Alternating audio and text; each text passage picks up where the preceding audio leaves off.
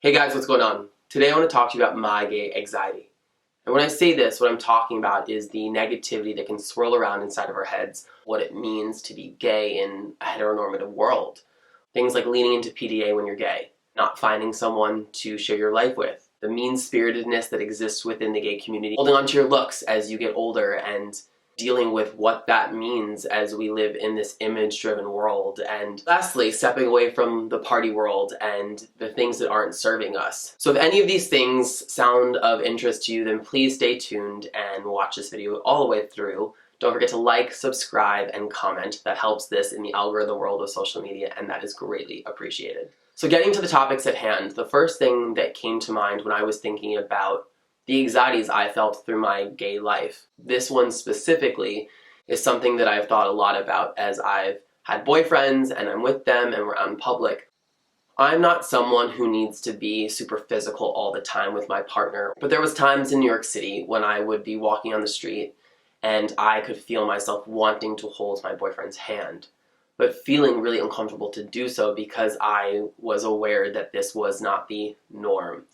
And because of that, I resisted sometimes.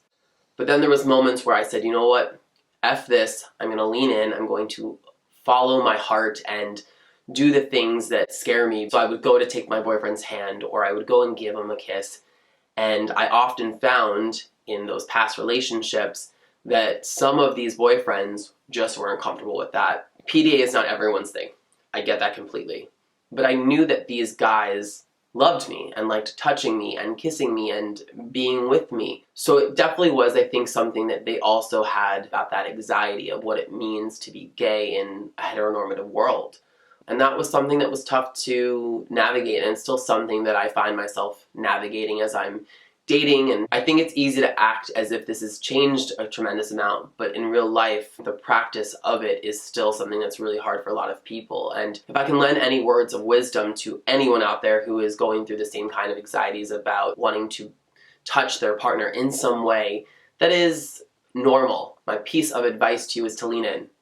We only have one life, and every moment that you hold yourself back from showing that love and affection to your partner is a moment that you're going to lose out on in life. And if your partner's not willing to go there with you, that's another conversation to have with them and find out why. But if it's something that both of you want, then you should lean into it. And we shouldn't be so afraid to show our love, because love is love. And that's the bigger kind of idea that I want to drive home in this specific point. You know, there's a big one that's, as you get older, are you going to find your partner? The part of me that is positive and full of gratitude knows that if you feel like it's coming and it's there, then it's going to manifest. But it's easy to romanticize past relationships and go, well, did I pass up an opportunity with someone who was amazing already? Ultimately, it's one of those things that we don't have as many options around the world as our straight counterparts. Technically, there are a lot of gay people in the world, but you can't help but feel a little bit of anxiety as in like, am I going to be the person that gets left out? Beyond that, something that I'm really pushing myself to think about is like, why do I really want a partner? Is it to fulfill this need that I have been told through the media and examples in heteronormative world is something I need to feel complete? Or is this something that I really want? And for me, it is something that I really want, because I think sharing life and experiences and memories with someone consistently who you get to share a bed with at the end of the day is a really beautiful thing. And have that ability to share those memories is something that I would like one day. So it's just a matter about, again, stopping that negative talk inside of our brains that is not us at all, and just being like, it's okay. Being single is actually a gift. Enjoy this time. You will miss it one day. And keep doing you. Another thing that I find myself, worried about is the idea of getting older and what that means in the gay world. Technically, I love getting older. The idea of having more wisdom and growth and experiences and knowledge is something that I have found to be incredible, and I would not give it up for the world. But we live in an image-driven world now. What am I supposed to look like in real life? Now, with everyone constantly touching up every little piece of their skin and changing their eyes and their lips and their hair and filters that do all of this in one quick swipe, it's like, what kind of body am I supposed to have? And am I supposed to never ever be anything but as close to perfect as possible? And we all know that perfect is unachievable. But that's not to say that we aren't being told to be one way or the other. I've tried Botox once and it was fine, but I remember thinking, all I can see now are the other imperfections. So now I'm going to want to fix that. And then after that, it's just going to be something else. And it seems like such a slippery slope. And I'm not against any of these things by any means.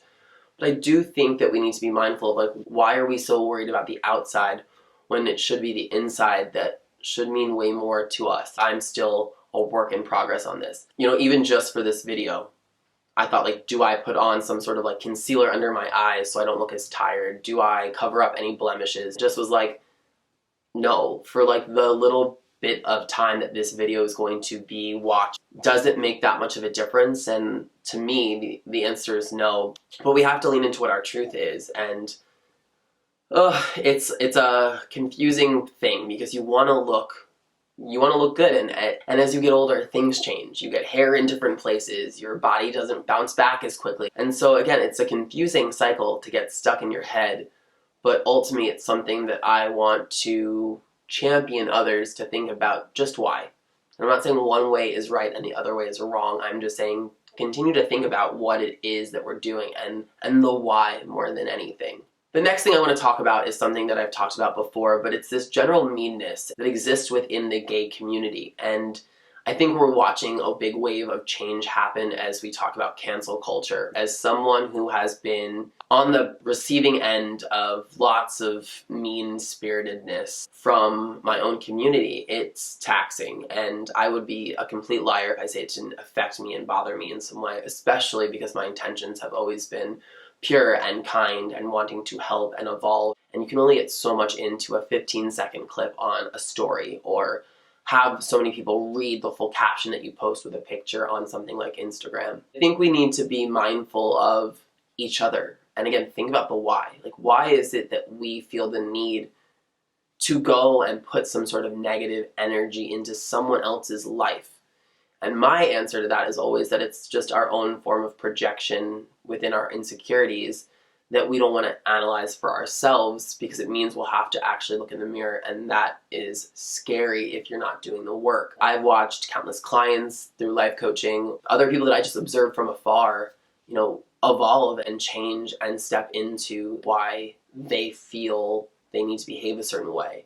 And as they continue to change, it is the most beautiful thing. I've said this before and I will stand by it, but even the people who have trolled me within the gay community, I still want to see them win, because at the end of the day, that's a win for our community, and that means that we as a whole get farther in this world to equality and equity. That's what this should be about, is championing each other. So while it's easy to get caught up in the mean-spiritedness, the gossip stuff, I want to encourage myself and you guys to not lean into that. It doesn't serve any of us, and it's not going to make any of us feel good at the end of the day. Lastly, I want to talk to you guys about something that I have been doing consistently, I guess really since my gay life has started, and that's finding out what is your truth. In my younger years, I was a big fan of partying and going out and being social and meeting as many people as I could. It was fun. I felt accepted. I felt like I could be a version of myself that I hadn't gotten to explore in my younger years. But as I grow and I think about more of who I want to become, there's just things that don't feel as good, as full, as positive for the life that I want to live. And it's hard because I find a lot of the gay community is not wanting to go into this place of like, let's heal, let's talk about what's wrong, let's talk about what we're grateful for.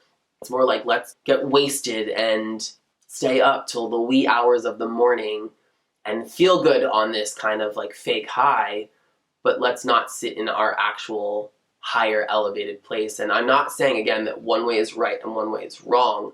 I'm just saying that personally, I have consistently found myself wanting to evolve away from that party world because it doesn't serve the person I want to be as I grow and really step into my truth as an adult. Yes, it's fun. I love a night out dancing, but it's the regularity in it that I have found to be destructive for a lot of gay men. COVID has made a big shift in this. I think COVID has really woken up a lot of people to the problems they have that they hadn't been really thinking about because it was easy to mask them with external forces and substances. And again, I'm not doing this perfectly, but I just constantly have this thought, and it's something that's happened to me for a long time as I find myself in the middle of these giant gay parties on places like Fire Island, or in a club, or in a bar, or even just at someone's house. I'm not saying that there is a right and a wrong way to do things, because we can only control ourselves in our lives.